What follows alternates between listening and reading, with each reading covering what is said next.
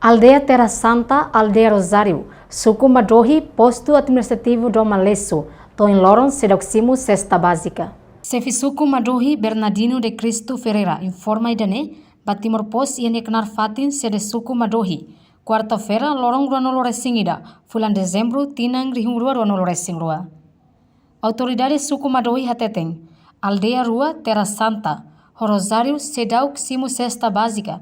Tambah problema ya item cesta básica la completa. Mas bene competência ministério relevante, ho companhia nebe distribui cesta básica. Total população usia aldeia rua, conta ho reclamante sirane, quase uma kain rihung ida atu sualo resin, maka sedoximo cesta básica. Cesta básica ne, aldeia rua sedang.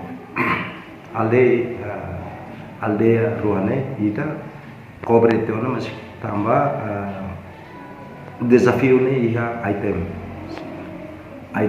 então pronto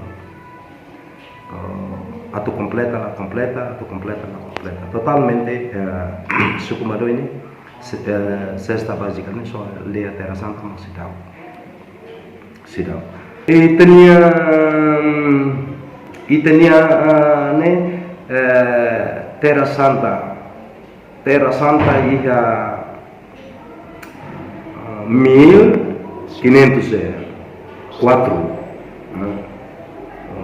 chefe famílias, né, seria o Caetano. E depois ita se aumenta Rosário, ia 200 anos, né, berarti ita ia 1700 e tal.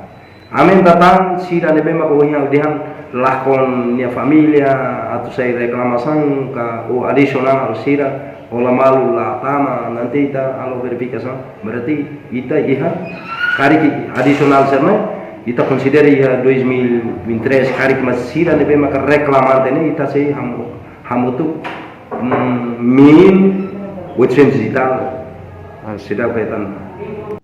Bernardino de Cristo Ferreira, Husuba governo central tem que cooperar com a autoridade suku, no aldeia atunone povo hotu belasimu direita cesta básica ne. Tambatur chefe suku Madohi, implementação cesta básica ne, lolos ministério relevante tem que comprovar lista com a autoridade suku niang, nune povo balu la beleza vítima. Reportagem Florindo Coluna, Televisão Timor Post.